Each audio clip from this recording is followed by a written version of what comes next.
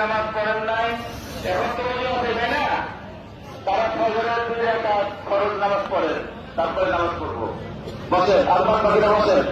যারা ফজরের নামাজ পড়েন নাই, আল্লাহ রাস্তায় 2 রাকাত ফরজ নামাজ পড়েন, তারপর নামাজ পড়বো। বসেন, যারা ফজর পড়ছেন তারা বসেন, আর যারা ফজর পড়েন নাই 2 রাকাত ফরজ পড়েন। আর বসেন, আর বসেন, যারা ফজর পড়েন না ফজর পড়ে থাকে।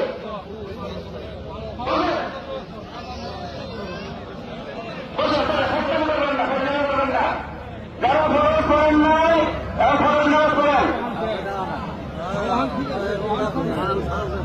বসে ফরজ করে অসুবিধা নেই। আল্লাহর কাছে